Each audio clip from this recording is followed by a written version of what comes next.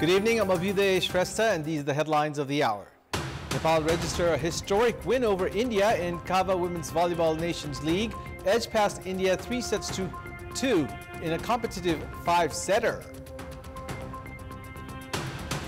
Dairy Development Corporation's annual loss exceeds 500 million rupees. Dairy farmers still have not received their dues of 1.5 billion rupees. Attraction towards technical education declining despite government increasing investment. In the 86,000 student capacity admission in technical institutions, only 25% appear at the entrance exam today. And at least 32 people killed and 63 others injured in a suicide bomb explosion on a popular beach in the Somali capital, Mogadishu. The Ministry of Agriculture had intervened and taken the leadership of Dairy Development Corporation after it failed to clear due payments to farmers and reported of continuous losses.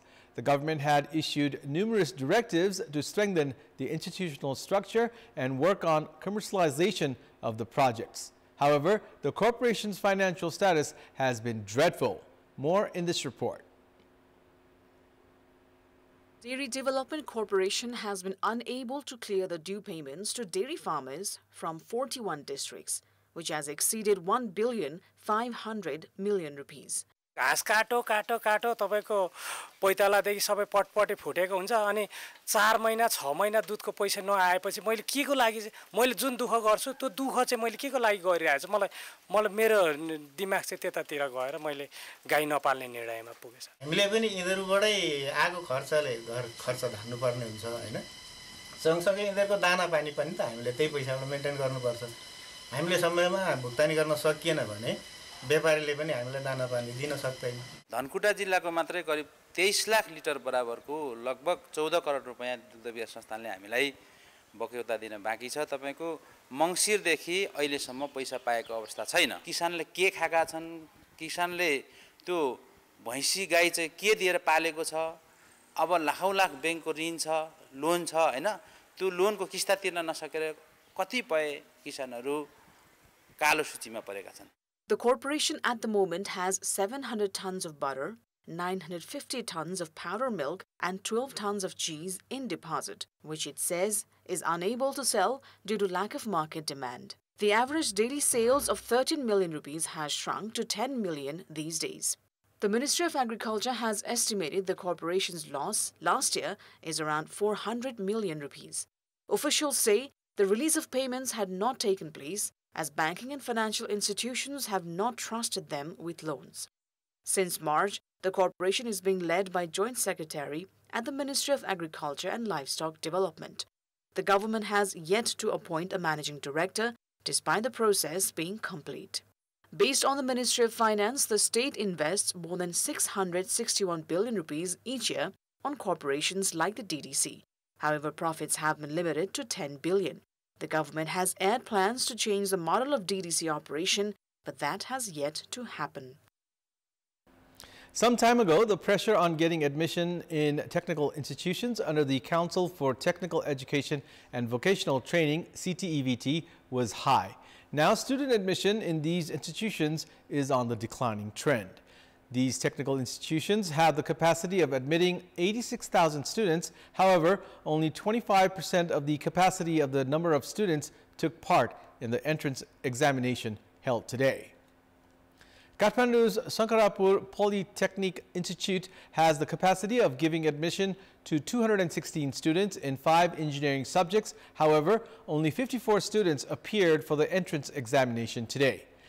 Each subject has the capacity of providing admission to 40 students, but only 23 students sat for the admission exam for civil engineering, 22 for geomatics, 1 for architecture, 6 for automobile engineering, and 5 for hydropower engineering. There are a total of 1,169 institutes under CTVT, including 639 community institutes.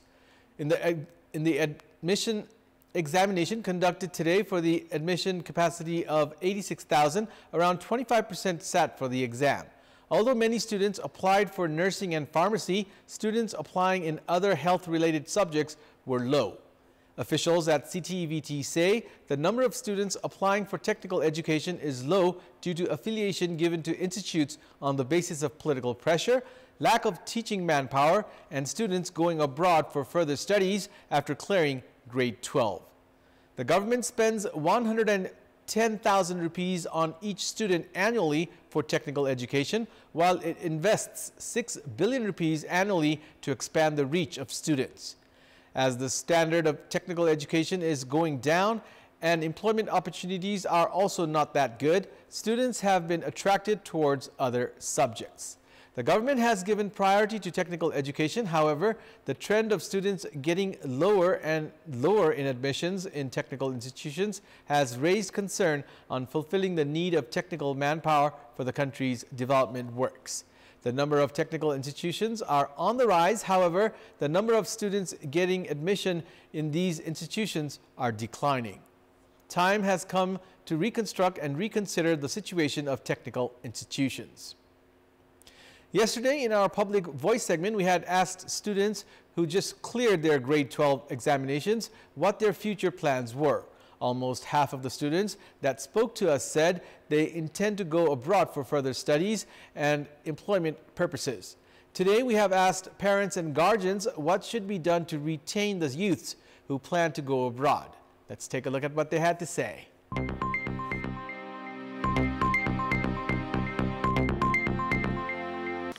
निर्भर हुने विषय पढाइ हुनु पर्यो स्वदेशमै रोजगारको व्यवस्था हुनु पर्यो पढ्न र भोलि जागिरको चाहिँ सुरक्षा चाहिँ यही छ नेपालमै छ भन्ने चाहिँ देखिनु पर्यो देश भित्र गरेर केही हुन्छ भन्ने गरीको उत्साह पलाउने गरीको वातावरण सिर्जना गर्न जरुरी छ शिक्षा प्रणालीमा सुधार हुनु पर्यो हैन जस्तो अब ब्याचलर गर्दा 4 वर्षको हुन्छ तर भन्दाखेरि भन्ने मात्रै हो त्यो गर्दा गर्दै 6 वर्ष 5 वर्ष लगाइदिन्छ टियुले पढाइको साथसाथै रोजगार जीविकोपार्जन गर्नको लागि सहयोग मिल्ने किसिमको शिक्षा प्रणाली सरकारले आफ्नै देशमा उपलब्ध गराइदिनु पर्छ पढाइले मात्रै कहाँ हुन्छ र रोजगारी पनि त चाहियो घर खर्च चलाउन यताउति सिपमूलक शिक्षाको चाहिँ व्यवस्था गरिनु पर्छ रोजगारीको सिर्जना गर्न पर्यो आफ्नै ठाउँमा रोजगार पाएपछि को विदेश जान्छ रोजगारै छैन यहाँ अनि विदेशमा जान्छ त्यस्तै हो प्राविधिक शिक्षालाई बढी जोड दिनु पर्यो र प्राविधिक शिक्षामा जोड दिँदा पनि र त्यही अनुसारको विद्यार्थीहरूले रोजगार पनि पाउनु पर्यो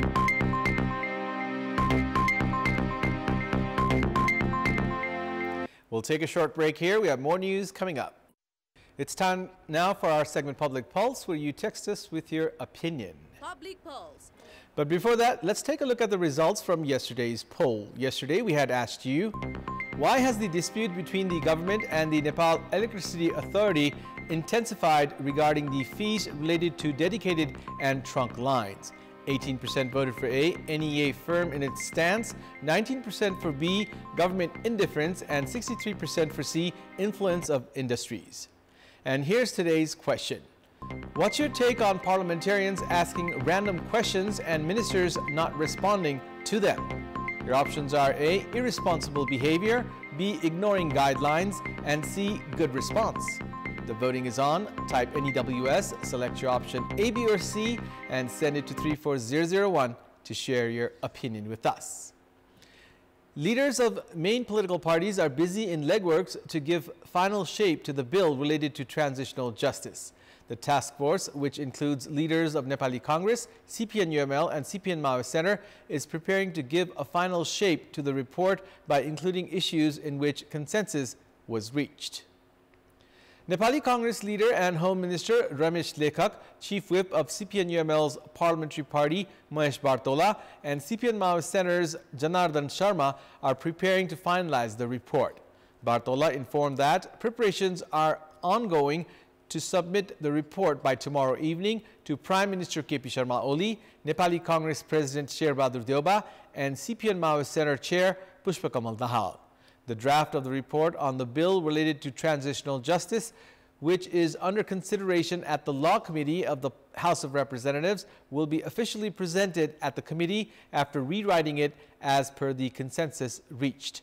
If consensus is not reached at the committee, the bill will be passed with majority and presented at the Parliament. The craze towards electric vehicles has been on the rise across the world, including Nepal. Consumption has taken off, imports have gone up, but the lack of turning public transportation services to electric options has rendered efforts to control pollution ineffective.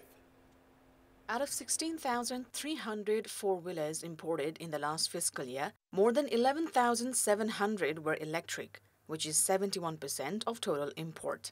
It stood at 52% the year before. As EVs worth 30 billion rupees were imported, it included 11,700 cars, jeeps and vans.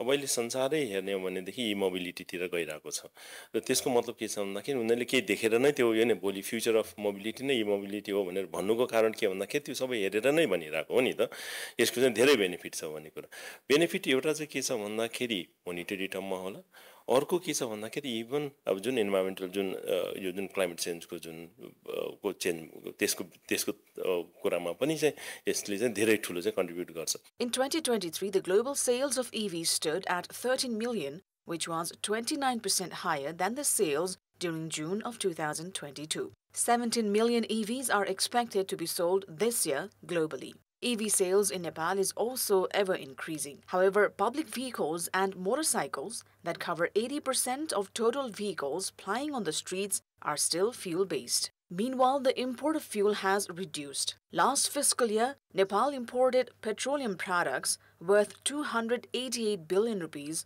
which was 10 billion less than the month of June the year before. Although the government says it intends to promote electric vehicles, customs meanwhile have been increasing each year.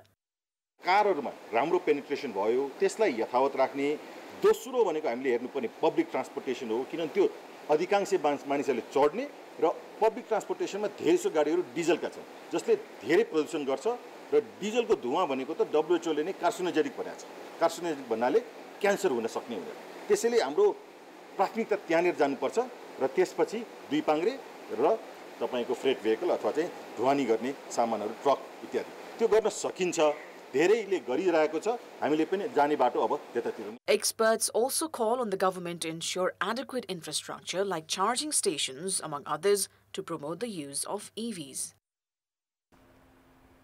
It's time now for the international updates.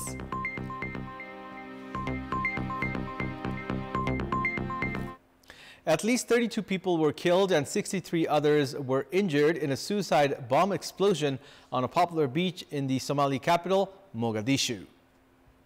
The attack was blamed by Somali state media on the militant Islamist group Al-Shabaab. There was no immediate claim of responsibility by the Al-Qaeda-linked Al-Shabaab, which has claimed similar attacks in the past. Al-Shabaab controlled a vast area of Somalia before being pushed back in government offensiveness since 2022. However, the militants remain capable of launching significant attacks on government, commercial, and military targets. An Israeli airstrike in the occupied West Bank killed a Hamas commander and 4 Islamic Jihad fighters today, the militant group's media reported, and the Israeli military said it had killed 4 more gunmen in a separate strike. The Israeli military said the first airstrike hit a vehicle in a town near the city of Turkarm, targeting a militant cell it said was on its way to carry out an attack. A Hamas media outlet said a vehicle carrying fighters had been struck and that one of those killed was a commander of its Turkarm brigades. The Palestinian Islamic Jihad groups claimed the other 4 men as its fighters.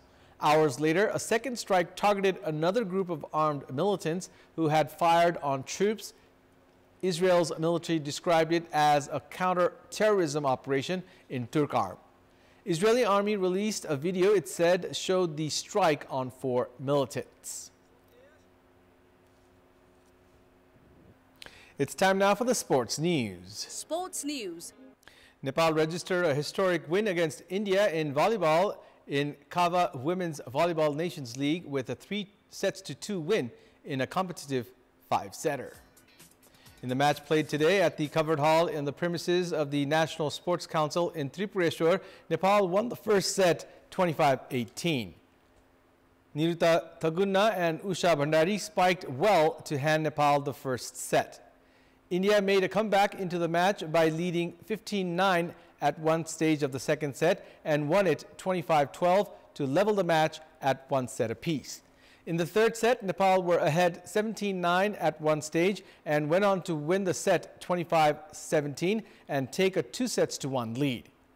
Although the fourth set was competitive in the beginning, India won the set 25-18 to level the match at 2-all.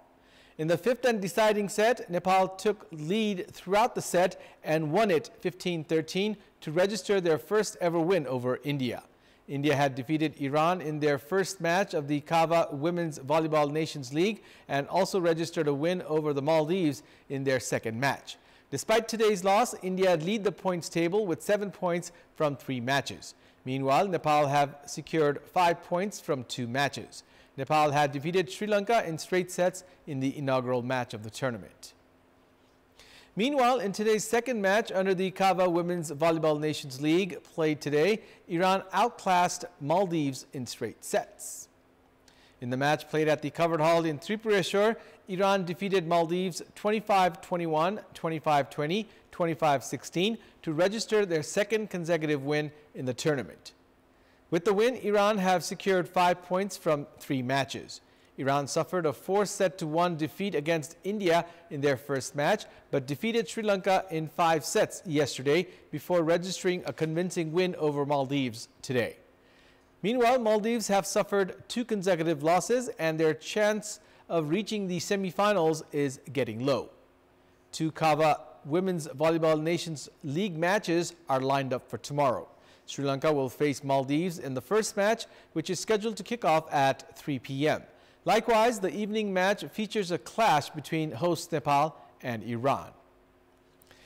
8th day of events are ongoing today at the Paris 2024 Olympics. That's all for the moment. Thank you for watching. Good night.